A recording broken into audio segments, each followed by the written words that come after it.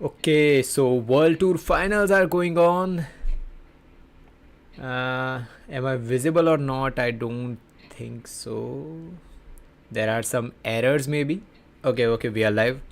So, World Tour finals are going on. Let's just start discussing how matches have gone.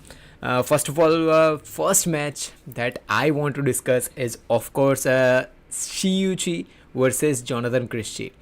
Look, first two sets, Jonathan was something good. I believe that he's going to win, of course.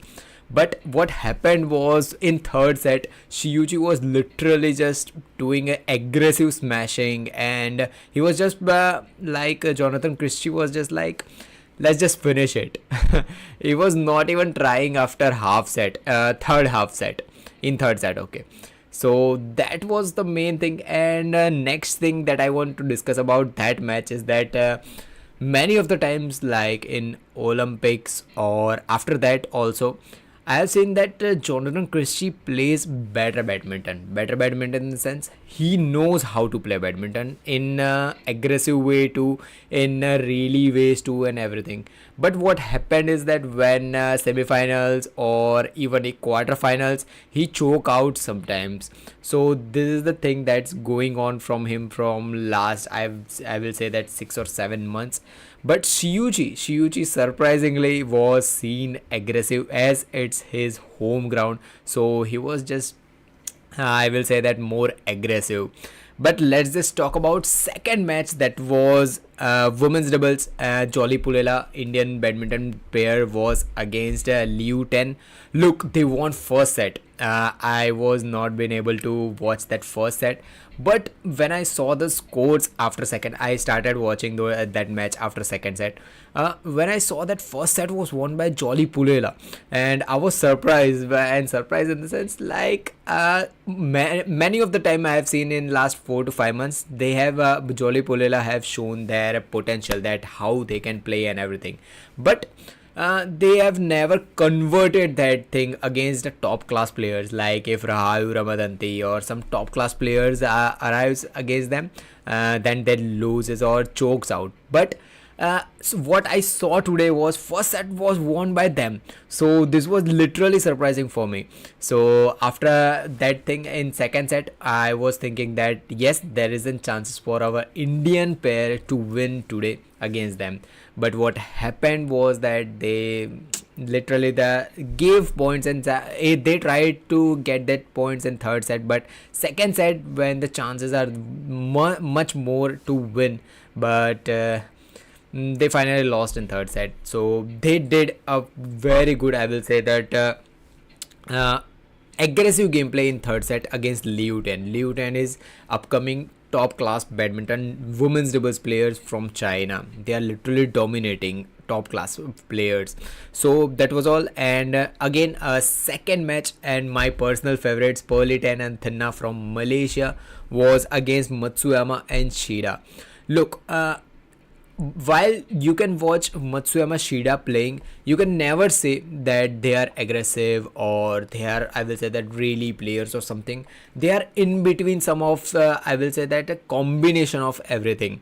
So sometimes when you watch their gameplay against any players, choose any players against Matsuyama and Shida, you will think that Matsuyama and Shida has no chance winning against them. But what happens is that after they eventually from anywhere they get points and they win. So same thing happened today against Pearliton and Thinna. Pearliton and Thinna, one of my favorites, because they are aggressive gameplay. They shows that women's doubles can be played like this too, just like Liu Ten played. Liu Ten is also an aggressive women double players, so same as Pearliton and Thinna. But what I saw was Pearly in third set was women's doubles in the sense, little bit, I will say, problematic for Malaysian player pair, because Thinna in other hand was playing completely good badminton against those players. First two sets, I will say that damn good. Both teams were playing a top class gameplay, but in third set, we have seen that many of the time, those both of the players were literally getting not getting at that level. I'm talking about Perlita and Thinna, and those both are players are my favorite, personal favorite. So both plays better gameplay, but not that good against Matsuyama and Shida. As Matsuyama and Shida was better at today. Let's just see what they can offer tomorrow. But let's talk about another men's doubles gameplay. And Kunlavat Viditsan was against Kodai Naraoka. Look, one thing I want to discuss about Kodai Naraoka. Kunlavat Viditsan. When he will play smaller tournaments like Super 500 or even Super 750, there I know 750 is big, but it is small for Kunlavat Viditsan. Whenever he play this type of gameplay against whenever Olympics comes, or whenever I will say the World Tour Finals or Super 1000 comes, Kunal Witterson just suddenly come up from anywhere, and no one has chance against him. Whenever a big tournament comes, Kunal Witterson always perform. That's an perfect thing. So today also he was against Kodai Naraoka. Kodai Naroka is a good badminton player. I will not say that excellent good badminton player, but he is a good player. But the gameplay that he has shown was little bit disappointed, because Kodai Naroka can do better. This match was little bit good, but that's okay. Konrad Wittitsan is better, so that was he won, of course. So that was the match. And next match that I want to discuss about is Lizzie Jia against Chotin Chen. Look, Chotin Chen is one of my favorite in badminton world. One of my favorite. I will say that my favorites are few, like Lee Chong Wei, Linden. Those are my favorites in men singles. But one of my favorites is Chotin Chen, and the reason is his fitness level and gameplay level. You will never see him doing those type of tactics or gameplay and everything. He try to play fair, and every time when he plays, you will always notice one thing, that he's giving his 100%. No matter he's playing against Victor Excelson, no matter he's playing against any small player or someone, he always gives his 110%. So that is the thing that I always look forward to, and how he trains and how he performs. But I will say that 1 or 2 more years Chotin Chen will retire. I think so. I don't want him to retire. I want him to play next Olympics and then retire. But I think so after 1 or 2 years he will retire. So that was all thing. And let's just discuss about next matches. Next match that is going on will be women's singles. I will talk about, that is Tunjung versus Aouri. Look, in last one two, just a second, I will be back in 1 or 2 seconds.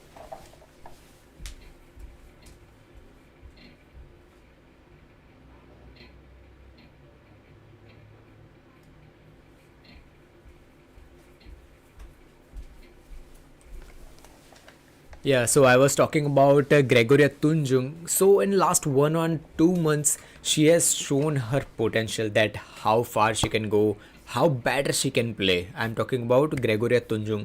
But from last 1 or 2 months, she has shown her potential. But what's going on from last 1 or 2 weeks or last 1 or 2 tournaments is that she is performing good, but the thing is that when you are going for 100% and you are going for finals and you are beating top class players too, and you are reaching finals, but what happens is that you have exhausted your energy in first rounds, or first two, I will say that quarterfinals rounds, and her energy is lost. But today she lost against Aouri in World Tour Finals day 1. Score was 21-15, 21-13. So that was disappointed by my side. I will say that I am disappointed by watching Gregoria Tunjung. At least she would have gone for third set. Iya Hori is a good player. I will say that, not excellent player, good player. But Gregoria Tunjung has potential more as compared to Aouri, but still she lost the game. I haven't watched the match, so I cannot say where she lost and everything. But I will say that let's just see how she performed tomorrow, because if she didn't perform tomorrow, she is out of World Tour Finals, right? So that was all. And yes, one more thing. An Seang was against Supanida Ketatong. Look, there is so many things going on with An Seung, like problem with her national team, how she is performing and all, her injuries, her problems with coaches and everything. But one thing that was visible from last two tournaments was she coming back in her main potential. I also discussed about this thing on my Instagram, that how she is coming back from everything. So after injuries and everything, still she's performing. But one thing that I see a downgrade by An Seung is she's doing much more errors as compared to previous from Olympics, I will say.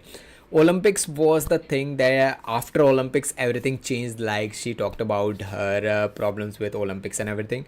But before that, I saw that even if she was injured, she was doing much less errors, and that's why I was fan of her, because she was playing bookish badminton, like what's written in about badminton. She's playing exactly like that, and that was perfection, I will say. But after Olympics, the majority of the tournaments that she have played, I saw one major flaw was that she's doing much more errors, and same thing happened today also against Suparna Ketethong. She won, of course. She's much more talented and a more stable player as compared to Suparna Ketethong.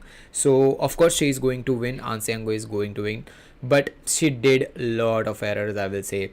Suparna Ketethong, in other hand, did some incredible, I will say, stable, I will say, the stable shots. She was just placing, and An Seung wasn't been able to defend that. But if this thing continues, maybe at some point someone like Akane Yamaguchi or someone will replace her as soon in 1 year, I will say.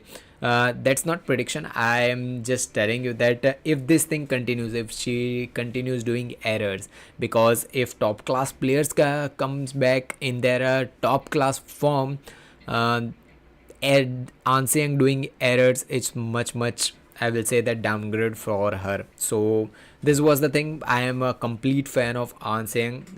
I will say that no one is around An Seung. If let's just see 3 or 4 years, next Olympics is hers right now. Right now, if she copes up with her injuries and everything, even with injuries, if she can win against any top class players, then no one can stop An Seung. But what I saw today against Suparna Ketethong was she is doing much more errors. So that was all about An Seung. Let's just talk about one more match. One more match that's missing. I want to talk about was men's singles, and it's Anders Antonsen versus Li Shifeng. Look, Li Shifeng is having problems, like he's unable to control his smashes. The same thing that's going on with Sen Lakshya is going on with Li Shifeng, as he has won in last 1 to 2 tournaments, of course. But still, I see some of the errors and some of the downplay by him. Last year, Li Shifeng was incredible. He was aggressive, he was stable. But I will say that Li Shifeng has to prove, and of course, there's an home ground advantage for him against Anders Antonsen. So there are majority chances that Li Shifeng will win against Anders Antonsen, but Anders has so many. One more thing, Victor Axelsen is not playing. Of course, he is injured. So Li Shifeng is, I will say that he has chances to go for semi-finals. Okay, so this is just my prediction, and Anders Antonsen can also do some of upsets. So that was all for day one. There are much more matches coming, like Busanan against Wang Ziyi. Busanan cannot beat. I can say that she can beat, but if she plays a better stable gameplay, then only. So she's against Wang Ziyi. So it is upcoming match. We will discuss about much more matches tomorrow. Speedcast will be returning for episode 2 tomorrow. So put that bell notification on, and of course you can comment your views, what happened today and everything. I will see you in